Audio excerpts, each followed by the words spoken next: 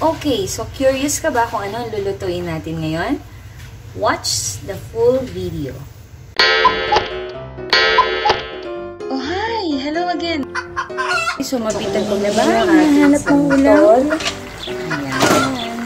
Please like, share, and do not forget to subscribe on our channel.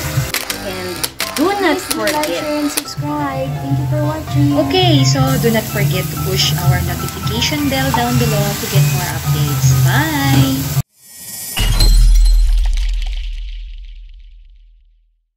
Magluluto tayo ng sinabawang sotanghon.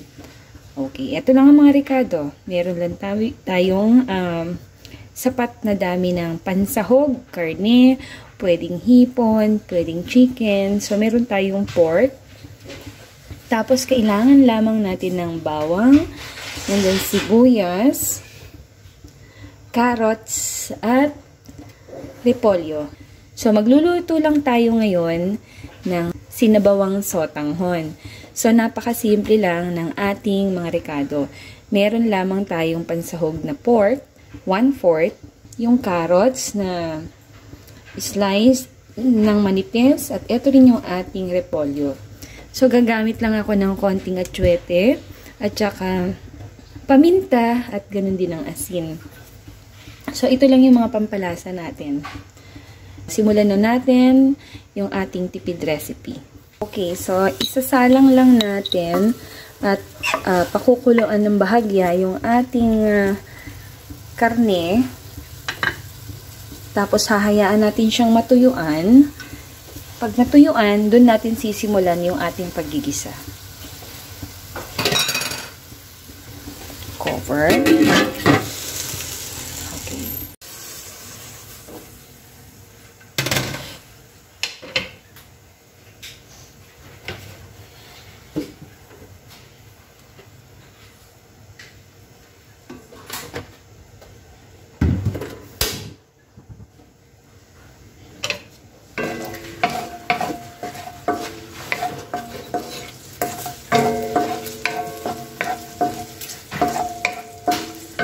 Lagyan ng mantika kapag natuyuan na siya.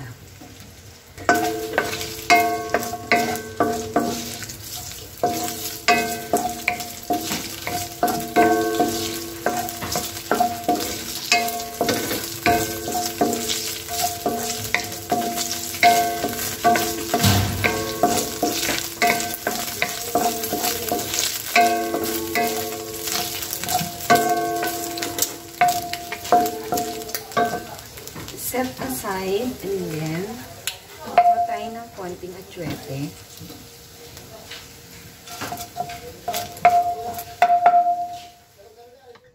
Okay, just make sure na i-turn off muna yung heat ng stove bago kayo maglagay ng atsuete seeds para hindi naman ito tumilansik sa inyo at hindi kayo mapaso.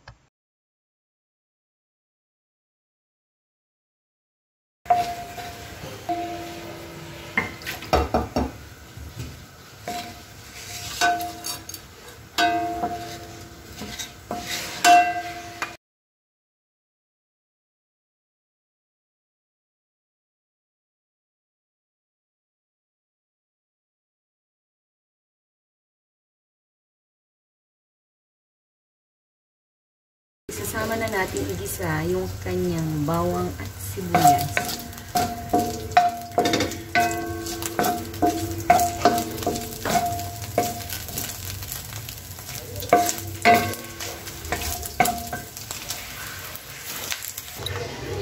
Okay. Eto na, it's boiling. So, ilagay na natin yung ating sotanghon.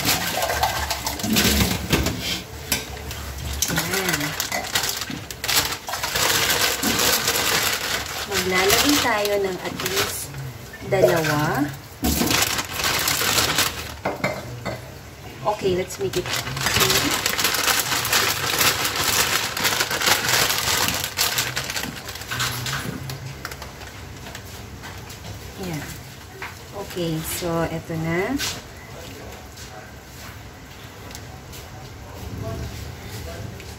Yan.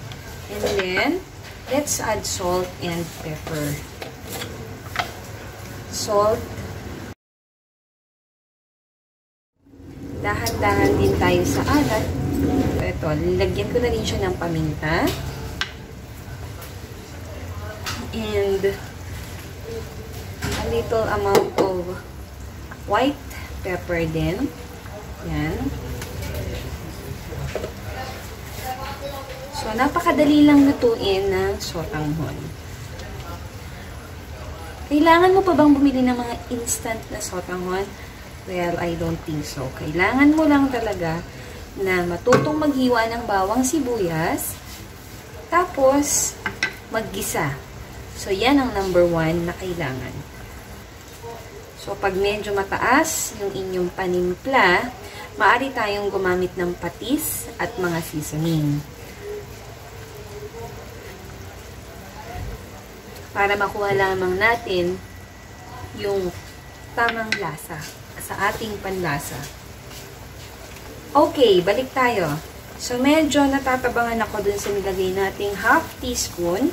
So, gagawin na natin siyang 1 teaspoonful of salt.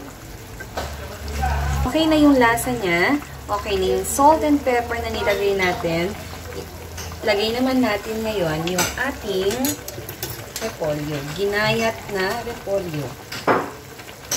So, okay na. Halos luto na yung ating sotanghon. So, ilagay na natin yung ating ginayat na repolyo. And then, hayaan lamang natin siya ng mga another couple of minutes. Cover. And ready to serve. So, kung nagustuhan nyo yung ating recipe for today na sotanghon. Ano nga ba to? Sinabawang sotanghon. Okay, so kung nagustuhan nyo yung recipe natin ngayon na sinabawang sotanghon or sotanghon recipe. Okay, let's check. Okay, so I will make 2 servings. Yung isa, yung gagarnish natin ng with meat and garlic. So, yung isa, ayaw ng meat. So, garlic lang.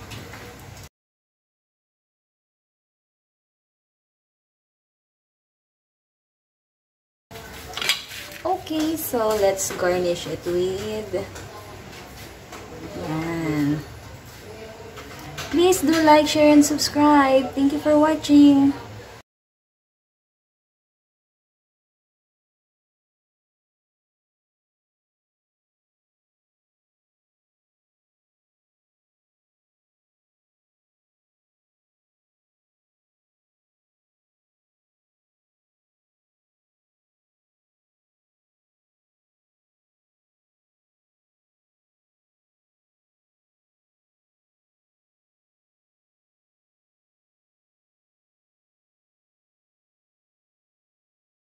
Like, share, and subscribe.